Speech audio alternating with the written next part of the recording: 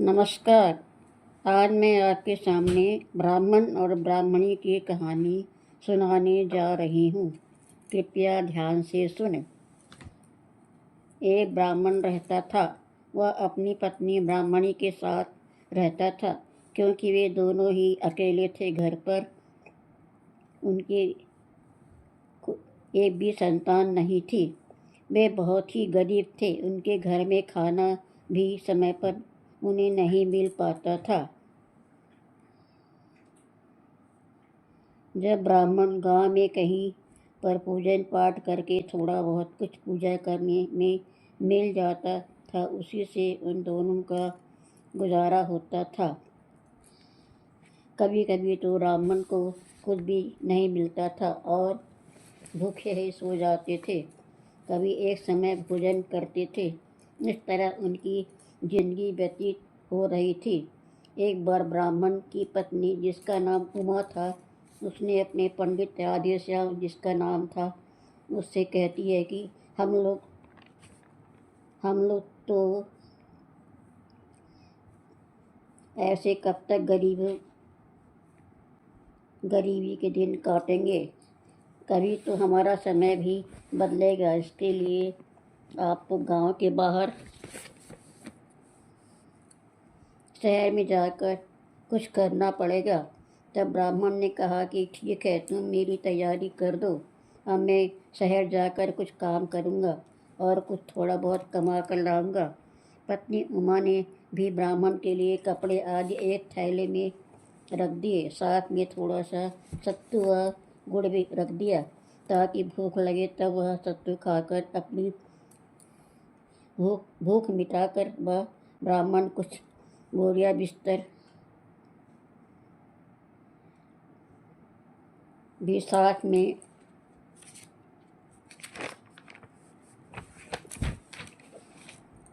लेकर वह शहर के लिए निकल पड़ा। इतने में वह धीरे धीरे गांव से बाहर जाने लगा। रास्ते में वह जंगल में पहुंचा। वहां पहुंचकर उसने सोचा कि वह थोड़ा सा आराम करके और कहीं पानी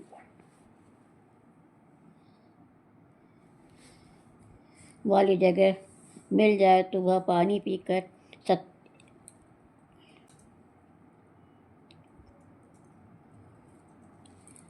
सत्तू भी खा ले, क्योंकि उसे भूख और प्यास दोनों ही लग रही थी। उसने इधर उधर पानी की तलाश की तो पास ही में एक कुआं उसे दिखाई दिया। वह उस कुएं के पास में पहुंच गया। उसने सोचा कि पहले कुएं से पानी निकाल लूं। इतने में उसने कुएं से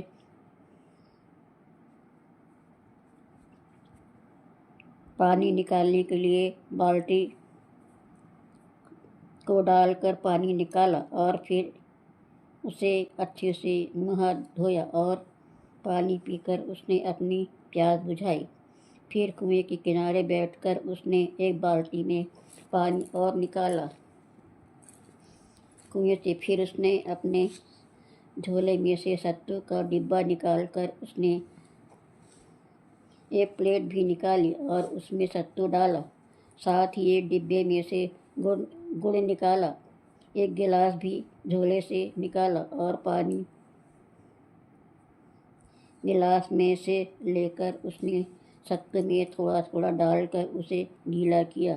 साथ ही गुड़ को भी उसमें डाला। गुड़ और सत्तू को अच्छे से मिलाने के बाद पंडित जी ने 1 से लेकर 7 लड्डू बनाए और फिर उस सत्तू को खाने के बारे में सोचने लगे। पंडित जी ने कहा कि 1 को खाऊं कि दोनों खाऊं कि 7 को खा जाऊं। पंडित जी बार बार यही बोलते रहे।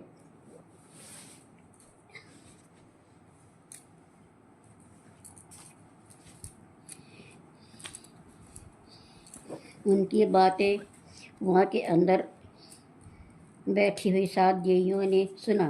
उनमें से एक देवी निकल कर बाहर आई और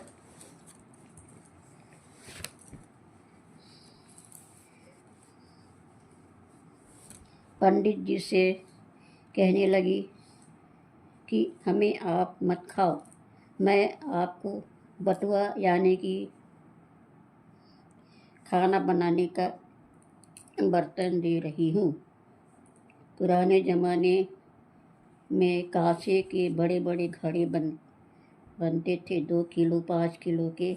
इन बर्तनों को बटुआ कहा जाता था। इसी में दाल चावल व खीर आदि लोग पकवान बनाते थे। कुछ घरों में आज भी ये बर्तन हैं, जहाँ पर भोजन पकाने के लिए काम में बटुआ का उपयोग किया जाता है। तो वही बटुआ देवी जी ने पंडित जी को दिया और कहा कि इसे अपने घर ले जाइए, और जो भी पकवान आपके खाना हो इस बटुए से कहिए तो इसे एक साफ सुथरे चूल्हे पर रख देना, और इससे आपको जो पकवान चाहिए इसे कहना। यह बटुआ सभी प्रकार के पकवान यह आपको देगा। इतना कहकर देवी कुएं के अंदर चली गई।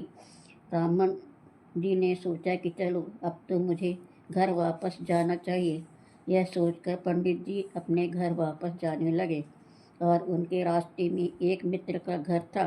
वैसे भी रात हो रही थी, तो उन्होंने सोचा कि चलो मैं अपने मित्र के घर चला जाता हूँ। वो शहर में आया हूँ तो उनसे भी मिलता हुआ वापस अपने गांव चला जाऊँगा। ऐसा सोचकर पंडित जी अपने मित्र के घर चले गए। मित्र ने भी उन्हें बड़े ही अच्छे से आदर व सम्मान पूर्वक अपने घर पर रखा, और अपनी पत्नी से बोला कि पंडित जी गांव से आए हैं, इनके लिए कुछ खाने की व्यवस्था करो। तब पंडित जी ने कहा कि ऐसी कोई बात नहीं, मैं एक बटुआ लाया हूँ, उसको चूल्हे पर चढ़ा दो। चूल्हे को साफ करके उसके ऊपर इस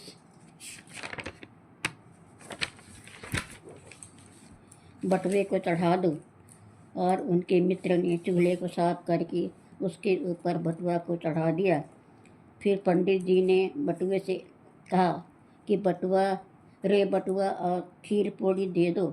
थोड़ी देर में बटुए में से खीर पूड़ी निकल करके आ गई।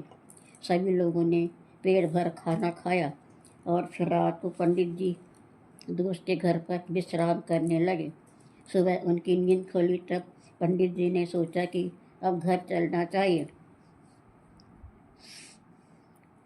उनके दोस्त ने रात में ही उनके बटुए को चुरा करके अपना पुराना बटुआ रख दिया था। पंडित जी सुबह उठे और बटुए को लेकर अपने घर के लिए रवाना हो गए। जब ब्राह्मण यानी कि पंडित जी अपने घर पर पहुँचे, तब उनकी पत्नी ने कहा कि बड़ी जल्दी आ गए और यह बटुआ कहाँ से लेकर आ गए।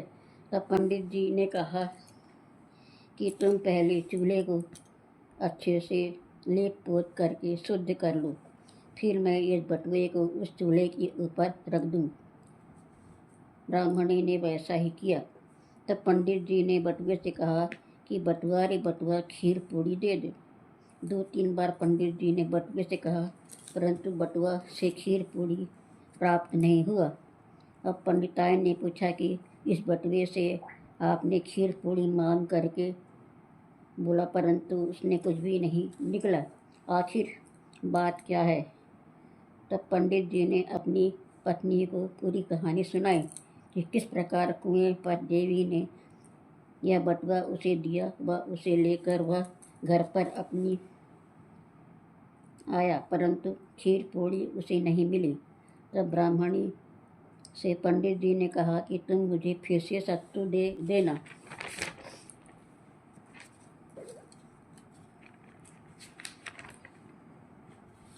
और मेरे जाने की तैयारी कर दो, मैं फिर से शहर जा रहा हूँ।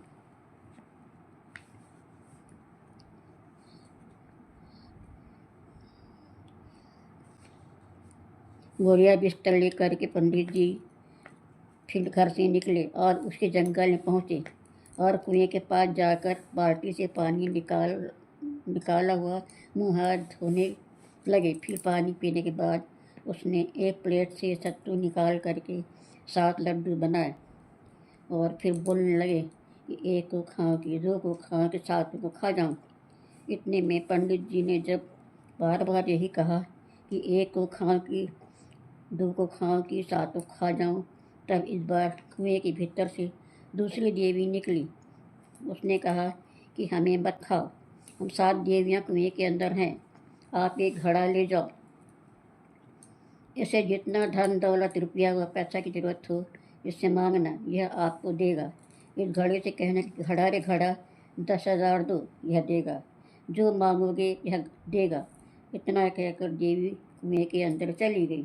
पंडित जी फिर वहाँ से वापस अपने घर जाने को तैयार हो गए। इतने में रात हो गई। पंडित जी अपने दोस्त के घर पर रुक गए। दोस्त ने उसकी अच्छी खातिर व आवभगत की।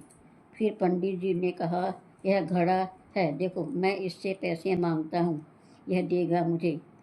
यह कहकर पंडित जी ने घड़े से कहा कि घड़े रे घड़ा मुझे आज 10,000 दे दो।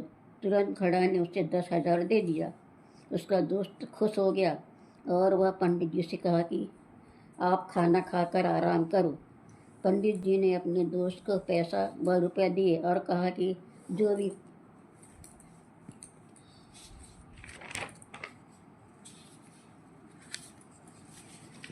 कुछ बुलाना हो बुला लो। उसके दोस्त ने मिठाई आदि बुलाई और खाने का सामान बुलाया।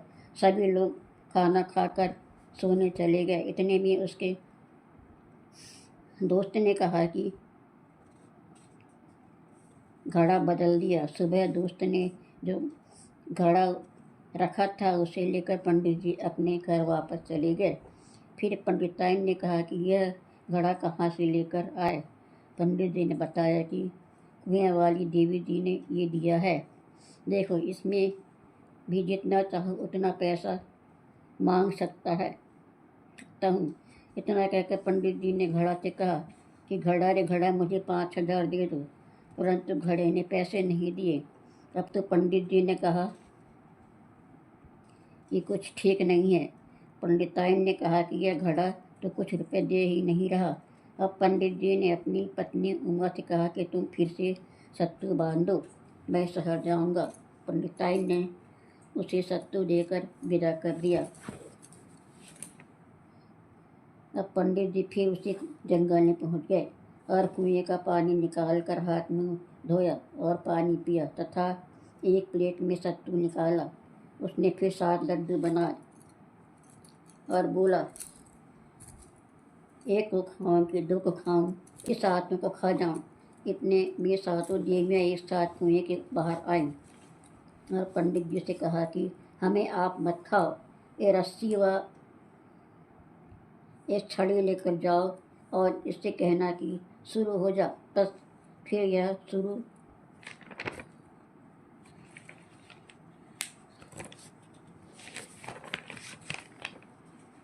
शुरू हो जाएगा। फिर इससे कहना रुक जा, बंद हो जा, तो यह रुक जाएगा और बंद हो जाएगा। तब पंडित जी ने उस 7 देवियों से प्रणाम किया। उन्होंने पंडित जी को आशीर्वाद दिया और वे कुएं के अंदर चली गईं।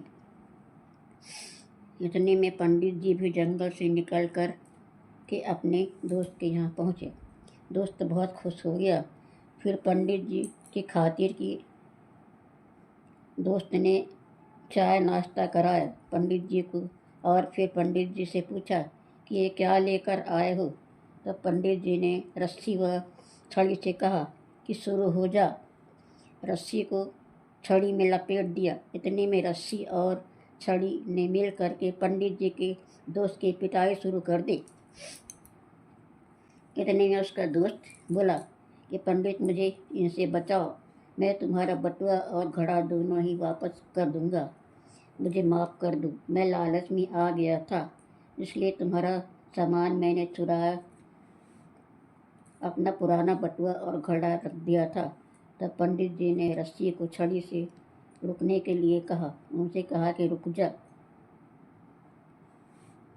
दोनों ही रुक गए।